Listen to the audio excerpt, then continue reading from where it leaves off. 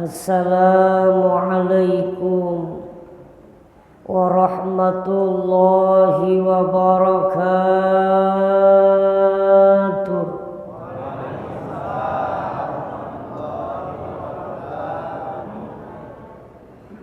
Kalau mau dengar dari jawab salamnya, insya Allah jamaah Masjid Al-Amal senantiasa orang-orang yang soleh dan solehah.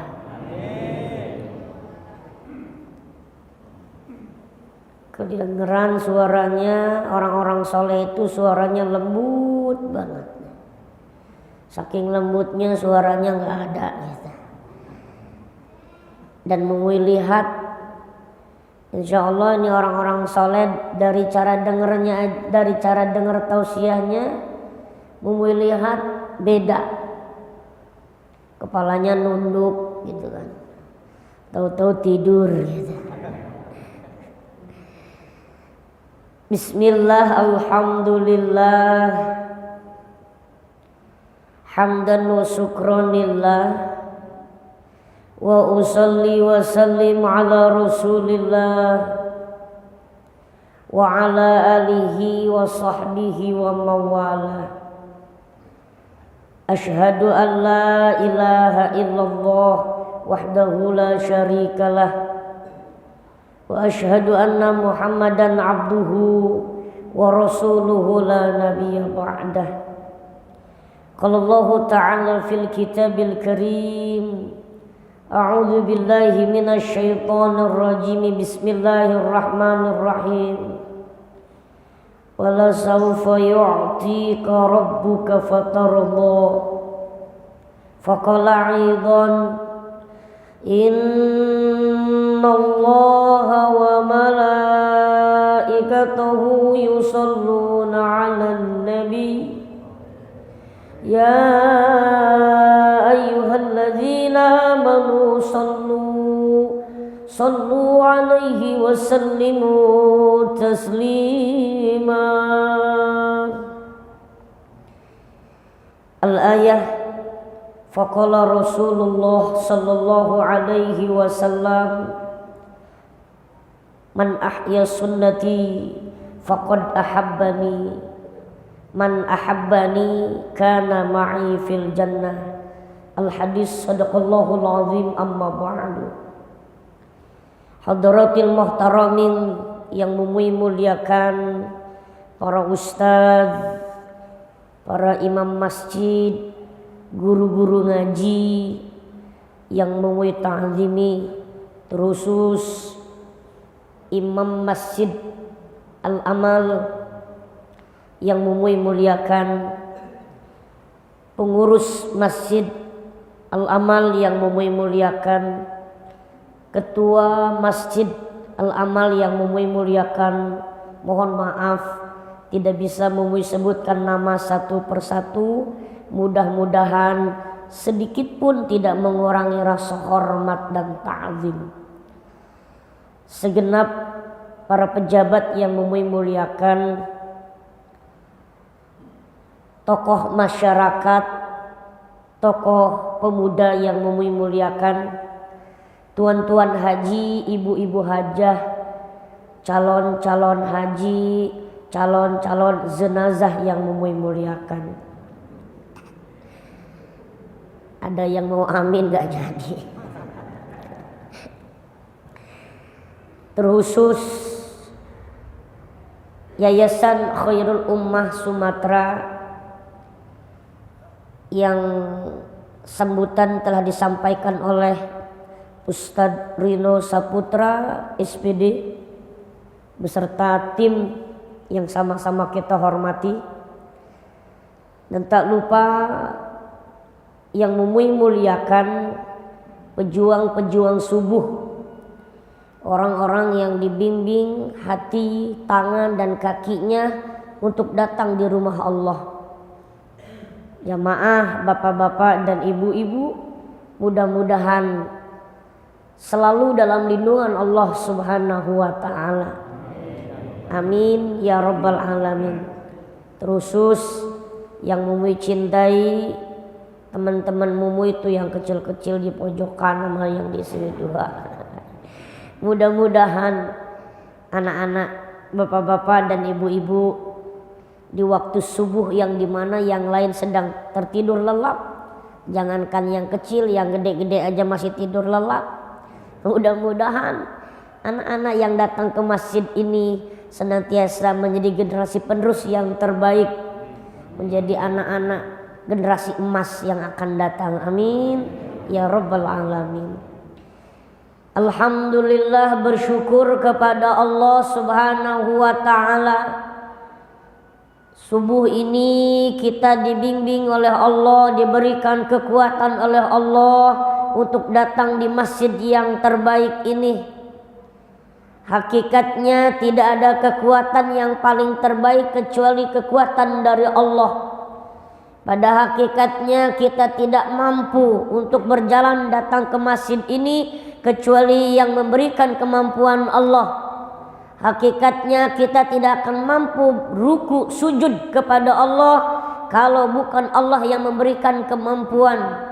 Maka cukuplah Allah yang kita puji, cukuplah Allah yang kita agungkan, sebab dialah Allah yang memberikan kekuatan, sebab dialah Allah yang memberikan kepada kita hakikat dari kesungguhan, sebab dialah Allah yang maha besar, sebab dialah Allah yang maha kaya, sebab dialah Allah yang maha mulia, sebab dialah Allah yang maha kuat. Yang kuat selain Allah lemah, yang kaya selain Allah miskin, yang besar selain Allah kecil. Dan kita hanya berharap subuh ini mudah-mudahan perkumpulan kita membuahkan keberkahan dunia dan akhirat. Amin ya rabbal alamin. Salawat teriring salam kita sampaikan keharibaan alam, junjunan yang agung, baginda Nabi besar Nabi Muhammad sallallahu alaihi wasallam, yang saat ini seluruh umat Islam yang mencintai beliau dari penjuru dunia mengagungkan kelahiran beliau, memuliakan kelahiran beliau.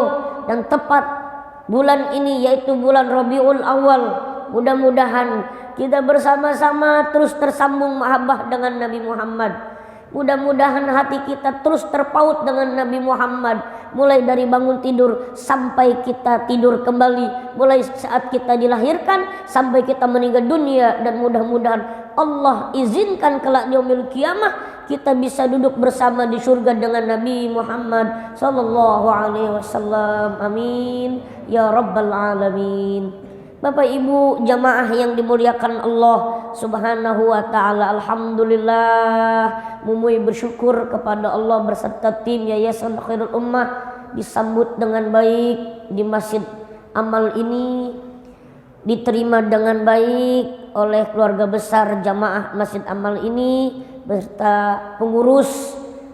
Alhamdulillah, artinya jamaah terutama pengurus Masjid Amal ini artinya telah mengamalkan hadis Nabi Muhammad sallallahu alaihi wasallam, yang dimana kata Nabi, barang siapa yang beriman kepada Allah dan beriman kepada hari akhir, falyukrim dhaifa, mereka memuliakan para tamunya.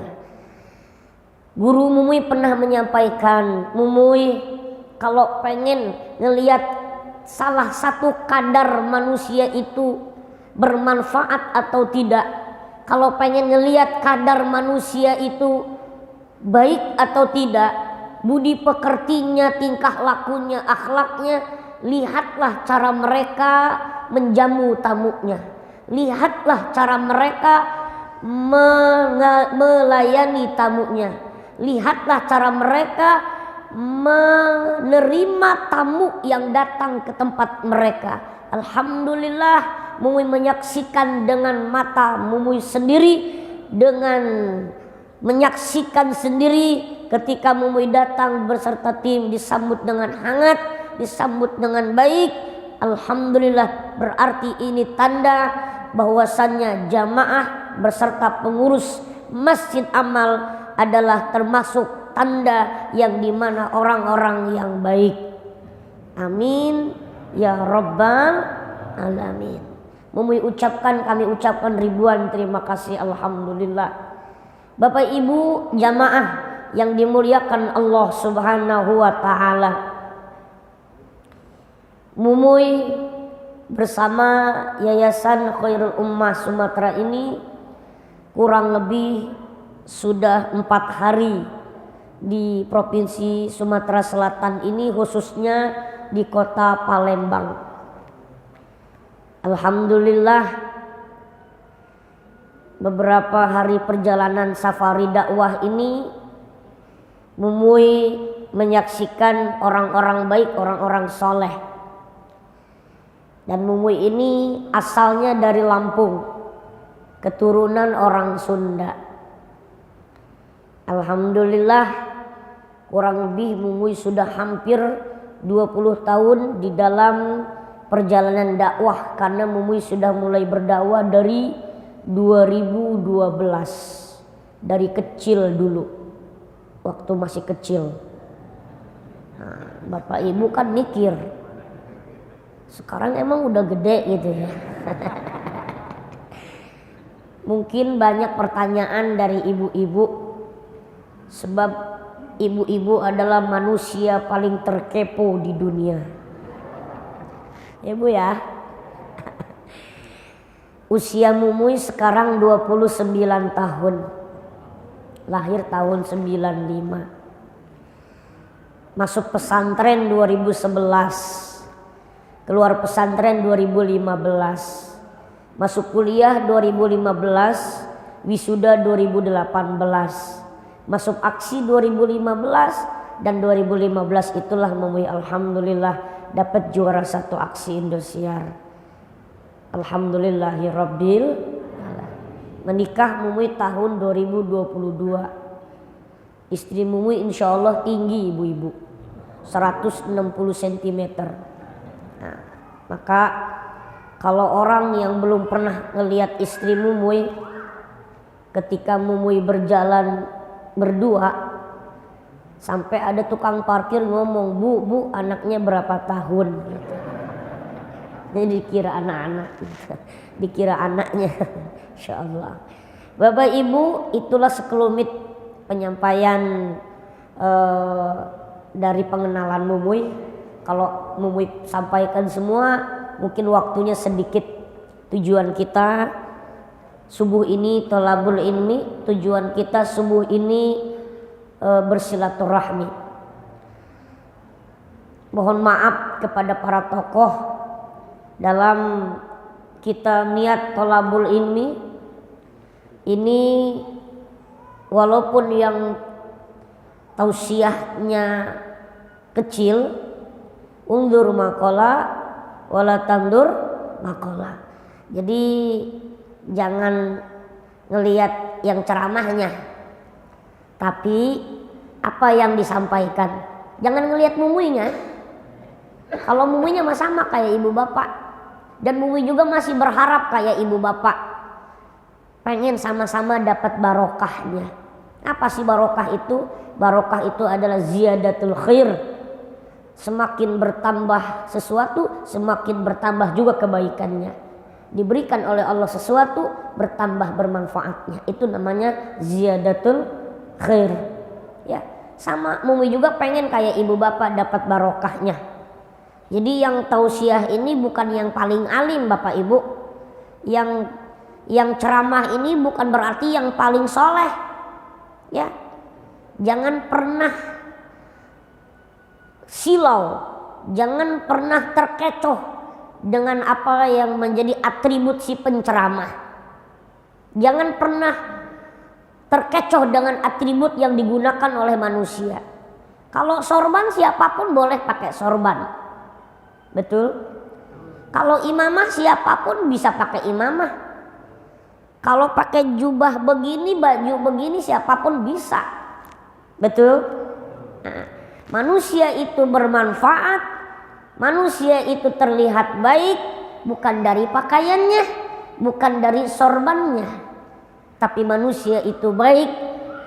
Kita lihat ucapannya, kita dengar ucapannya, kita lihat tingkah lakunya dan apa yang ada pada hatinya. Maka mudah-mudahan dengan doa Bapak Ibu yang Mumi sampaikan ini mudah-mudahan bermanfaat, ada dalam hidayah dari Allah Subhanahu wa taala. Amin ya rabbal alamin. Bapak Ibu jamaah yang dimuliakan Allah, sedikit Mumi berbicara tentang thalabul ilmi yang menjadi kewajiban kita. Menuntut ilmu itu bagian dari kewajiban umat Nabi Muhammad Sallallahu Alaihi Wasallam, yang dimana duduknya kita di majelis-majelis ilmu, di majelis-majelis zikir, di majelis-majelis sholawat, pada hakikatnya kita ini sedang menerima warisan dari Nabi Muhammad. 14 abad yang lalu Nabi Muhammad tidak mewarisi harta. Nabi Muhammad tidak mewarisi jabatan. Nabi Muhammad tidak mewarisi kekayaan. Apa warisan Nabi Muhammad? Thalabul ilmi. Warisan Nabi Muhammad ilmu, sabar, syukur, tawakal, wara, qanaah, sedekah, dan masih banyak lagi yang beliau contoh-contohkan sebagai warisan-warisan beliau. Sampai-sampai Abu Hurairah, ya, Abu Hurairah itu datang ke pasar. Orang-orang pasar, ketahuilah Nabi Muhammad itu sedang bagi-bagi warisan di masjid. Oh, orang-orang pasar ini kan otaknya bisnis. Oh, berarti harta nih. Oh, berarti Nabi Muhammad mau bagi-bagi kekayaan nih. Sebab Nabi Muhammad itu walaupun dalam kisahnya beliau ini hidupnya sederhana, pada dasarnya Nabi Muhammad keturunan orang-orang kaya. Keturunan orang kaya Nabi Muhammad itu.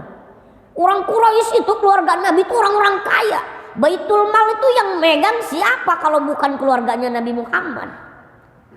Tapi Nabi Muhammad sadar bahwasanya dunia bukan menjadi patokan manusia itu menjadi sukses. Ya, tapi kesederhanaan yang beliau ajarkan kepada manusia. Kata Abu Hurairah, wahai orang-orang pasar, Nabi Muhammad sedang bagi-bagi warisan. Oh, orang-orang pasar mendadak menutup toko-tokonya, pergi berbondong-bondong datang ke masjid. Begitu dilihat, mana Abu Hurairah? Itu cuman ada seperkumpulan para sahabat sama Nabi yang sedang mendengarkan ilmu, yang sedang mendengarkan tausiah-tausiah Nabi Muhammad. Maka kata Abu Hurairah, itulah warisan Nabi Muhammad. Warisan Nabi Muhammad itu ilmu yang beliau sampaikan. Masya Allah. Maka subuh ini kita duduk seperti mana duduknya para sahabat dengan Nabi. Alhamdulillahirabbil alamin. Insya Allah banyak manfaatnya. Orang yang berilmu itu diutamakan di sisi Allah. Kenapa sih Nabi Adam itu dimuliakan oleh Allah? Kenapa Nabi Adam itu diperintahkan oleh Allah para malaikat setelah menciptakan Nabi Adam, para malaikat golongan jin untuk bersujud? Ya, karena Nabi Adam mendapatkan mahkota ilmu dari Allah Subhanahu wa ta'ala. Cuman iblislah yang takabur, tidak mau menyembah, tidak mau bersujud kepada Nabi Adam. Maksudnya sujud di sini bukan menyembah, tapi menghormati atas perintah Allah Subhanahu wa ta'ala. Jadi Pak, sebetulnya iblis itu alim, Pak. Iblis itu pinter. Iblis itu ahli Quran. Bahkan bisa ngalah-ngalahin wiridnya daripada para malaikat. Cuman iblis ada satu penyakit yang ada pada diri iblis, yaitu takabur. Satu biji zarah yang menempel pada iblis, yaitu sifat sombong. Hancurlah kalau manusia punya sifat ini. Sekalipun dia ustadz, sekalipun dia orang-orang terkenal pejabat, Oh, mohon maaf Pak, jangan ngerasa bangga kita ini rajin-rajin ke masjid. Betul? Betul? Mohon maaf Pak, di dalam Syarah Ihya Ulumuddin tuh Imam Ghazali menjelaskan, nanti ada orang yang dimana mereka padahal rajin ke masjid tapi masih nyangkut di neraka. Ada orang ahli Quran masih nyangkut di neraka.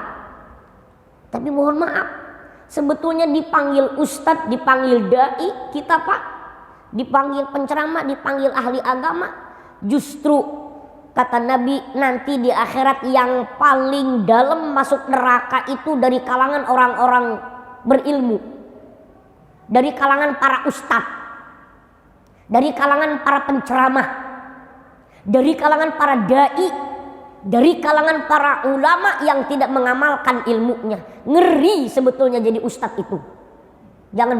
Jangan terlalu mimpi pengen jadi ustadz, sebab paling bawah nerakanya, keraknya neraka. Bener, tanggung jawabnya gede. Kalau kayak orang bodoh, kita orang awam nih, orang awam ya, orang awam nih kayak kita, kalau kita nggak ngamalin wajar, awam lah. Kayak ustadz yang udah tolabul ilmi, yang udah belajar nggak ngamalin, sanksinya neraka paling dalam, sanksinya. Tapi pada dasarnya Nabi Muhammad nggak bakal ngebiarin umatnya masuk neraka. Nanti ada orang ahli Quran masuk neraka, tapi pada dasarnya dia akan masuk surga kembali setelah dipanggil dari syafaat baginda Nabi besar Muhammad Sallallahu Alaihi Wasallam. Jadi kita belajar ini insya Allah nih Pak, tidak ada takabur. Yang rajin ke masjid tetap istiqomah, luruskan niatnya. Yang rajin tahajud, lurusin niatnya. Yang rajin baca Quran, lurusin niatnya karena Allah, jangan karena siapapun. Insya jangan jadikan sholat kita sebagai bahan kesombongan. Mohon maaf Pak, kita ini bisa sholat bukan karena kemampuan kita, tapi karena dibimbing oleh Allah. Ya Allah, kalau sadar sampai ke situ, mau apa yang mau disombongin dari sholat kita? Betul? Yang rajin sholat, yang rajin ke masjid terusin. Yang belum rajin sholat, jangan pernah kita menjudge mereka. Betul? Karena kita nggak tahu pada akhirnya yang dilihat dari manusia itu bukan sekarang, nantinya. Nanti yang dilihat. Dulu ada ulama besar namanya Barsisoh. Barsisoh itu ulama ahli sujud. Wiridnya sampai terbang-terbang. Santrinya ribuan. Bahkan santri-santrinya tuh diterangkan dalam kitab Durratul Nasihin, Barsisoh namanya. Kalau sudah ngewirid sampai terbang-terbang. Tapi apa? Barsisoh meninggal dunianya dalam keadaan kufur. Dia menyembah iblis. Nauzubillahimin. Jadi nauzubillah, walaupun kita sholat tetap minta sama Allah untuk dapat hidayah, petunjuk dari Allah. Amin ya rabbal. Maka kita yang sholat aja masih khawatir, apalagi yang nggak sholat. Harusnya begitu. Yang ahli ibadah juga kita khawatir, apalagi kita yang belum ahli ibadah. Insyaallah mudah-mudahan kita dalam petunjuk dari Allah. Amin ya rabbal.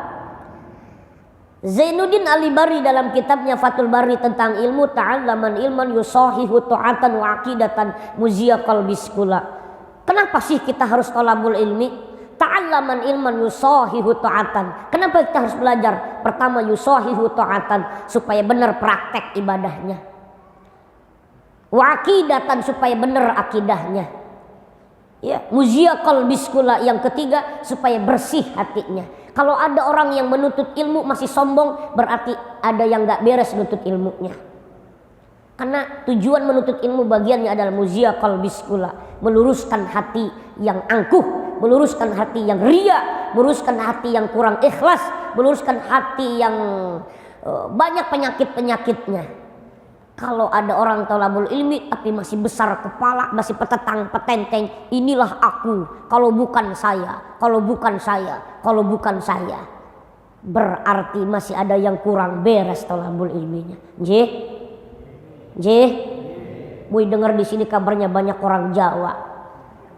Katah wong Jawa, katah wong Jawa. Alhamdulillah banyak orang Jawa di sini. Tapi Mumui orang Sunda. Mumui ini keturunan orang Sunda Bapak Ibu, Pangandaran Jawa Barat, cuman lahirnya di Lampung. Insyaallah minta doanya supaya barokah, amin ya rabbal alamin ya. Bapak Ibu jamaah yang dimuliakan Allah, mari sampaikan rasa rindu kita keharibaan alam, Nabi yang dipuji-puji oleh seluruh alam, Nabi yang dinanti-nanti oleh seluruh alam, bukan cuma manusia. Beliau Nabi besar, Nabi Muhammad. Sampaikan mahar terindah kita dengan Nabi Muhammad subuh ini dengan satu surat, yaitu Al-Fatihah. Surat Al-Fatihah ini mari kita bacakan sebagai mahar kerinduan kita dengan Nabi Muhammad sallallahu alaihi wasallam. Ila hadratin Nabil Mustafa Sayyidina Muhammad sallallahu alaihi wasallam wa ala alihi wa ashabihi wa azwajihi wa dzurriyyatihi wa ahli baitil kiram. Syai'ulillahi lahum al-Fatihah. A'udzu billahi minasy syaithanir rajim. Bismillahirrahmanirrahim. Alhamdulillahi rabbil alamin. Arrahmanir rahim. Maliki yaumiddin. Iyyaka na'budu wa iyyaka nasta'in. Ihdinas siratal mustaqim. Siratal ladzina an'amta 'alaihim ghairil maghdubi 'alaihim waladdallin. Bapak Ibu, kita berbicara tentang Nabi Muhammad.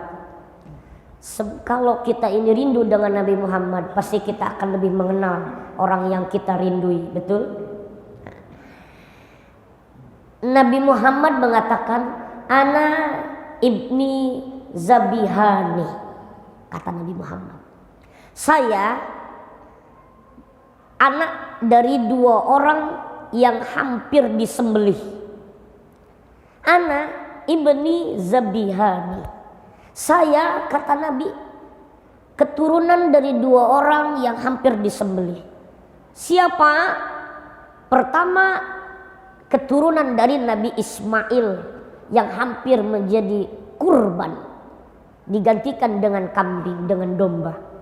Yang kedua, bapak beliau sendiri Sayyid Abdullah yang hampir disembelih karena menjadi sebuah tebusan saat itu pada zamannya. Ya. Bapak Ibu, Nabi Muhammad ini garis keturunannya sampai kepada Nabi Ibrahim. Dan satu-satunya Nabi yang lahir di kota Mekah, satu-satunya Nabi yang Allah tempatkan di Mekah, lahirnya di Mekah, cuma Nabi Muhammad. Kalau nabi-nabi yang lain, Nabi Isa, Nabi Zakaria, Nabi Yahya, Nabi Musa itu dari Palestina semua. Cuman Nabi Muhammad di kota Mekah. Ya. Dan rata-rata keluarga yang menjadi nabi itu dari keturunan Nabi Ibrahim. Nabi Ibrahim itu istrinya dua, Pak. Halo, Pak. Pak, Nabi Ibrahim itu istrinya dua. Dua, Pak.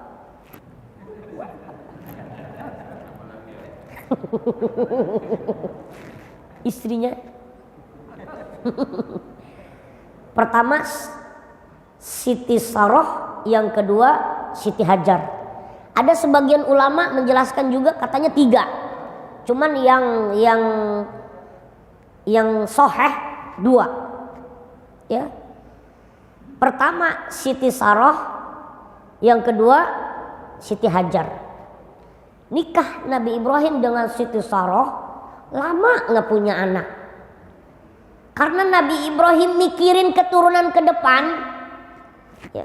Siapa yang akan meneruskan agama ini? Siapa yang akan melanjutkan kalimat la ilaha tauhid ini? Ya. Maka Nabi Ibrahim berpamitan dengan Siti Saroh. Wahai Siti Saroh, bolehkah aku menikah lagi? Nabi Ibrahim gentle Pak, nggak main belakang. Orang-orang sekarang punya istri 2 tapi nggak gentle, tapi gaya dibikin status. Ngomong dong Pak, jangan main di belakang. Betul? Betul? Mumui belum lama ini, kurang lebih 1 tahun 2 tahun yang lalu, Mumui punya kawan. Kawan Mumui itu nanya, Ustadz minta doanya supaya saya punya istri lagi. Bapak duda? Bukan, saya udah punya istri Ustadz. Terus saya pengen punya istri lagi Ustadz, demi melanjutkan keturunan saya, demi melanjutkan dari warisan saya. Mui bilang tujuan Anda salah. Kalau tujuan Anda untuk ibadah boleh, tapi kalau untuk yang lain-lain jangan. Karena Anda hanya terdorong nafsu, bukan karena hidayah dari Allah, petunjuk dari Allah. Betul? Nah, tetap saya mau punya istri lagi. Doanya apa Mumui? Ya, kata Mumui nggak punya wirid tentang pengen dapat istri lagi. Kalau memang Mumui punya, Mumui pakai duluan. Nah gitu. Terus apa? Cukup. Sebetulnya Mumui bilang kalau pengen nikah lagi, hurufnya itu dalam Quran ada nun, ada 3.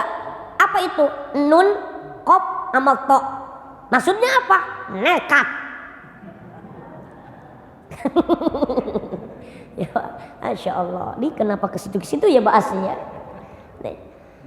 Nabi Ibrahim izin dengan Siti Sarah. Apa kata Siti Sarah? Boleh wahai suamiku menikah lagi dengan catatan aku yang mencarikan sendiri. Oh, kita harus terima Pak. Kalau yang nyariinnya, kalau memang istri sendiri, Nabi Ibrahim juga nerima. Karena Nabi Ibrahim yang mencarikan istrinya sendiri, akhirnya dihadapkanlah Siti Hajar yang kulitnya hitam gelam. Ya namanya dicariin. Kalau nyari sendiri kita, kan gitu ya. Nah gitu Pak riwayatnya Pak. Ya. Akhirnya dinikahkanlah Nabi Ibrahim dengan Siti Hajar. Dan gak lama kemudian punya anak Nabi Ismail. Cemburu Siti Sarah. Dan gak lama juga Siti Sarah punya anak lagi. Nabi Ishak. Ismail Ishak. Ya. Akhirnya karena Siti Sarah cemburu, dan daripada nantinya ribut, pergilah Nabi Ibrahim dengan Siti Hajar ke satu lembah yang panas. Satu lembah yang orang gak mau datang ke tempat ini. Sedangkan Nabi Ibrahim membawa istri dan anak yang masih kecil, Ismail alaihissalam, dibawa ke lembah ini. Yaitu yang disebut dengan lembah Aram. Di kota Mekah saat itu. Oh, disitulah Pak mulainya. Air Zam-Zam, Ka'bah, Hajar Aswad, dan lahirnya manusia mulia, baginda Nabi besar Muhammad Sallallahu Alaihi Wasallam. Sebetulnya banyak ini Pak yang mau ceritain, karena waktunya singkat. Kalau kita mau ceritain Nabi Muhammad, nggak ada selesai-selesainya. Mulai kita lahir sampai ila yaumil kiamah, ya Pak. Yang pasti kita alhamdulillah subuh ini beruntung duduk bersama mendengarkan kisah Nabi Muhammad Sallallahu Alaihi Wasallam. Lalu apa Mumui amalan di bulan Maulid ini? Perbanyaklah membaca sholawat kepada baginda Nabi besar Muhammad Sallallahu Alaihi Wasallam. Innallaha wa malaikatahu yusalluna 'alan nabi. Ya ayyuhalladzina amanu sallu alaihi wa sallimu taslima. Al-ayah wallahu a'lam bil muradi. Sesungguhnya Allah dengan para malaikat membaca salawat. Wahai orang-orang yang beriman, sampaikan salawat salam kepada Rasulullah sallallahu alaihi wasallam. Salawat amalannya para malaikat. Silahkan mau salawat yang panjang, mau salawat yang pendek, mau pakai mikrofon nggak pakai mikrofon, salawat itu akan sampai kepada Nabi Muhammad sallallahu alaihi wasallam. Istiqomahkan baca salawat. Biarin kalau ada orang yang ngomong baca salawat itu nggak ada di ajaran Nabi, baca salawat itu nggak ada di para sahabat. Nggak apa-apa, kita tetap ikutin salafus soleh, orang-orang terdahulu kita, karena ini sesuatu yang terjadi di muka bumi ini tidak mungkin tanpa dasar. Betul?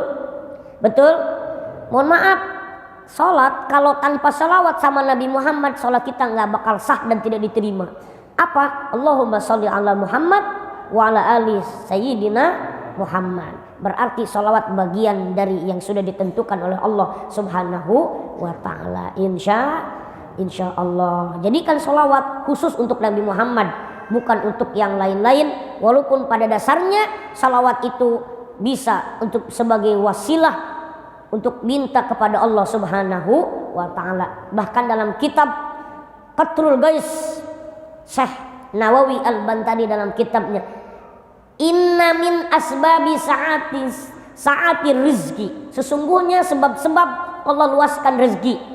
Pertama, kasratis shalah wa kasratis sholawah. Yang ketiga, wa kasratil istighfar.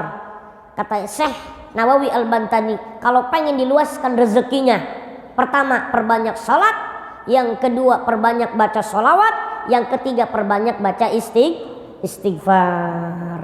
Itu walaupun memang yang disampaikan Syekh Nawawi bagian sholawat adalah sholawat bagian dari dimana Allah luaskan rezeki hidup kita. Amin ya rabbal alamin.